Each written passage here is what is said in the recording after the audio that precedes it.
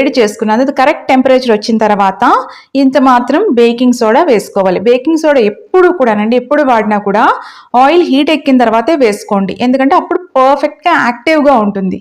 అప్పుడు విస్కర్తో ఇలా కలిపేసుకోండి. ముందుగా వేసేస్తే అది యాక్టివ్గా ఉండదండి. మనకు పర్ఫెక్ట్గా రావాలంటే ఈ టిప్ అనేది గుర్తుపెట్టుకోండి. ఆయిల్ కూడా మనకి వేడెక్కింది.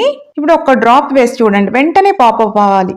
వెంటనే పాపప్ అయితే మనకి పర్ఫెక్ట్గా బూందీ షేప్ అంతా కూడా వచ్చింది కదా. సో మన బ్యాటర్ కూడా రైట్ కన్సిస్టెన్సీ. అలా కాదనుకోండి ఏం పర్వాలేదు, కొద్దిగా బియ్యం పిండి కానీ శనగపిండి కానీ ఒక స్పూన్ కలుపుకోండి. మళ్ళీ విస్కర్తో తిప్పితే మళ్ళీ కరెక్ట్గా వచ్చేస్తుంది, ఏం పర్వాలేదు. ప్రతిసారి మధ్య మధ్యలో ఇలాగా విస్కర్తో కలుపుకోండి. ఇప్పుడు ఇలా లాడిల్తో తీసుకొని ఇలా వేసుకొని చూసారా, ఇలాగా మనం కొడుతూ ఉండాలన్నమాట. చెయ్యి పెట్టకండి, అలా గనక చేస్తే బూందీ అనేది తోకలు అవి వచ్చేస్తాయి. ఇలాగా కొడుతూ ఉంటే చాలు.